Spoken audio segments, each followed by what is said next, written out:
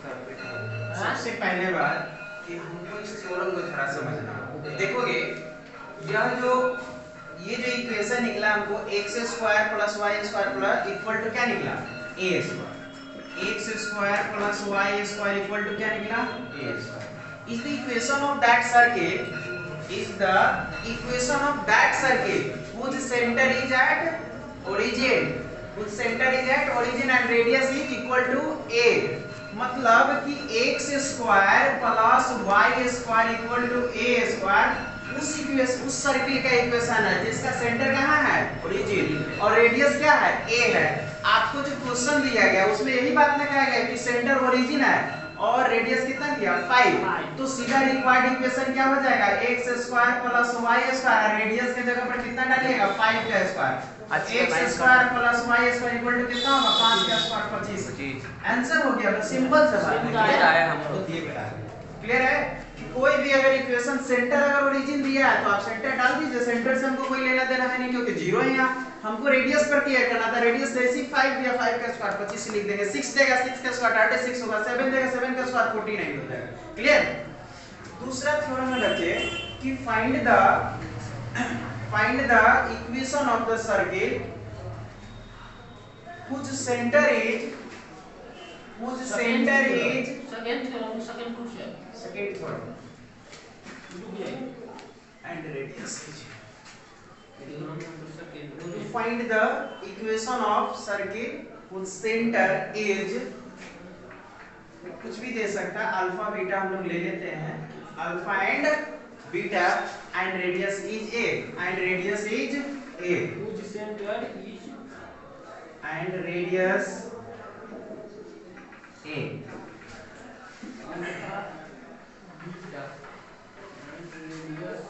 मतलब हम लोग को अब उस सर्किल का मतलब इक्वेशन निकालने जा रहे हैं बच्चे जिसका सेंटर ओरिजिन नहीं है। कहाँ पर है अल्फा बीटा है और रेडियस क्या है a ही है।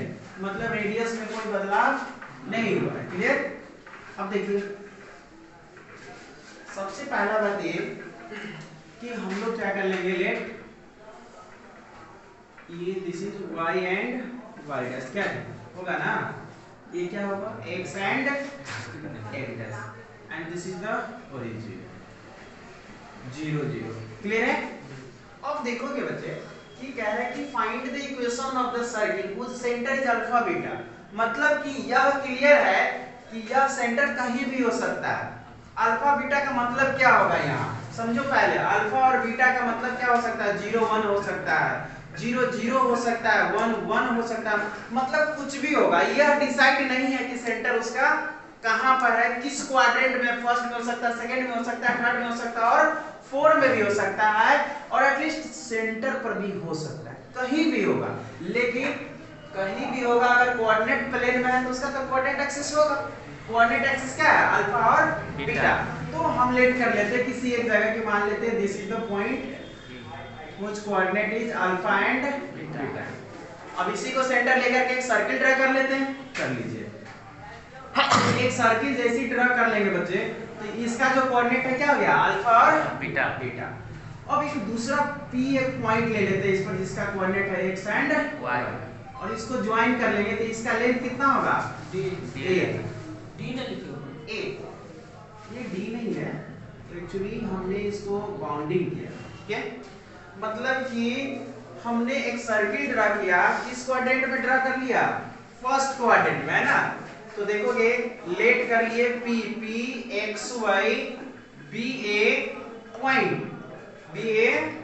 Point on circle. कौन सर्किल पर तो हुज सेंटर इज एट कहां पर alpha and beta. Alpha beta क्या है पॉइंट होगा कोई भी पॉइंट होगा। तो एट अल्फा बीटा कहने का मतलब क्लियर है कि भाई पॉइंट एंड रेडियस क्या हो गया a। ठीक है। फिर से now using distance formula. Good distance formula. अब डिस्टेंस फार्मूला जैसे यूज करिएगा तो डिस्टेंस OP इसका कुछ नाम दे दे हम लोग बोलिए ओ तो ऑलरेडी डेट है, m ले लीजिए, मेरा नाम दे दीजिए mp। तो आप देखिए तो mp का स्क्वायर बराबर ही अगर हम कैलकुलेट कर लेते हैं तो क्या होगा, देखो तो x माइनस अल्फा का square plus y minus beta का स्क्वायर। It is right. अब रूट लेने की जरूरत ना है, mp की जगह पर क्या हो जाएगा, a हो जाएगा। तो a स्क्वायर इक्वल टू क्या हो गया, x माइनस अल्फा का square plus y minus beta का square. This is the required equation of the circle. मतलब इस सर्किल का इक्वेशन क्या हो गया, x माइनस अल्फा का स्क्वायर y माइनस बीटा का square is equal to a square. आप रेडियस r भी लिख सकते हैं यहाँ पर। क्लियर हो गया, कोई दिक्कत?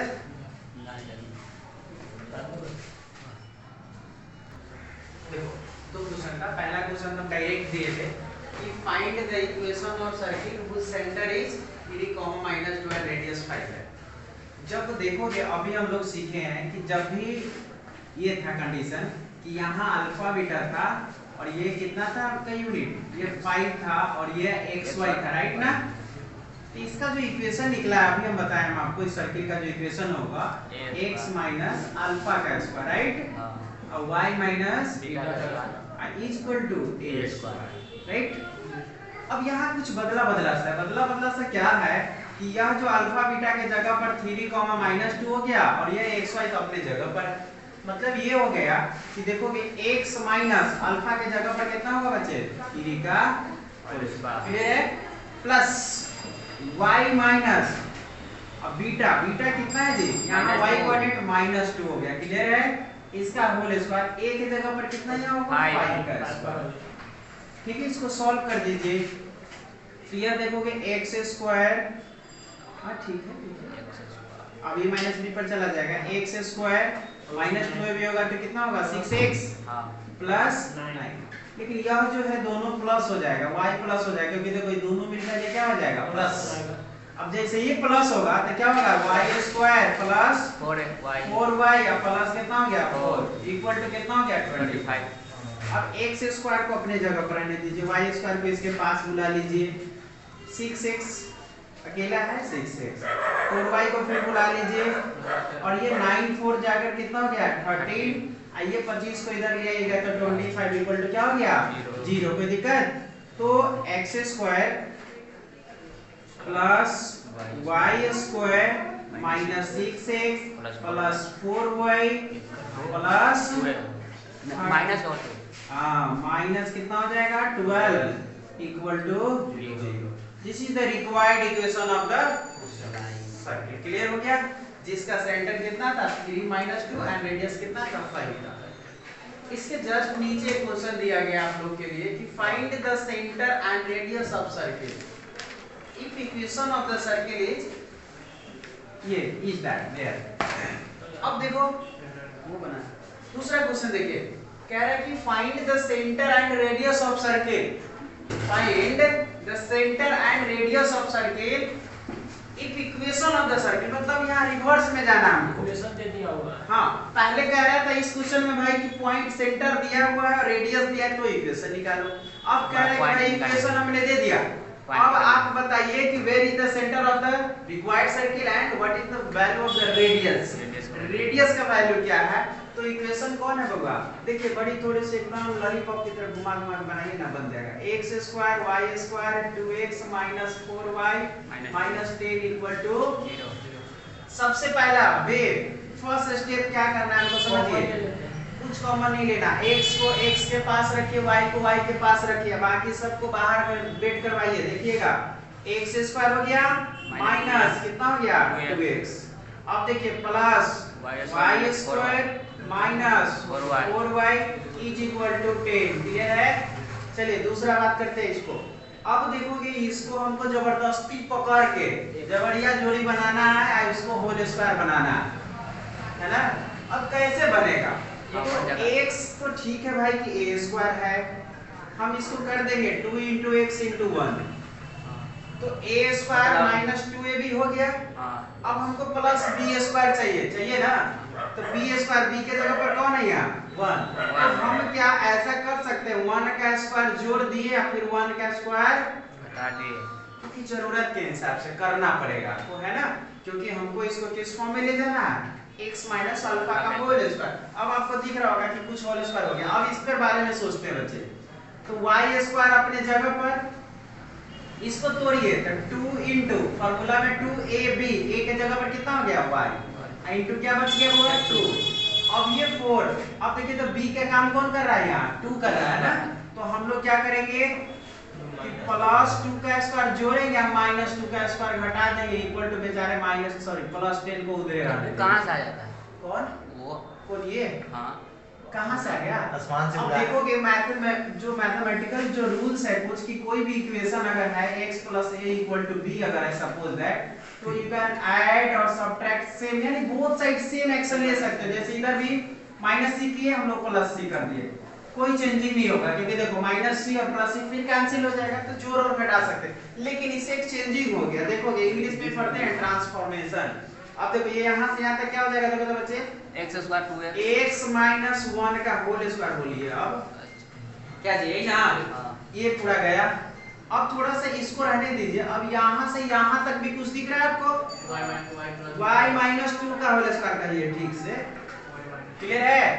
बाकी यह कितना बच गया, ये बेचारा जो बचा हुआ बीच में -1, इसका वैल्यू 1 है ना होगा, और e कितना बचा इक्वल टू कितना हो गया 10। कोई दिक्कत?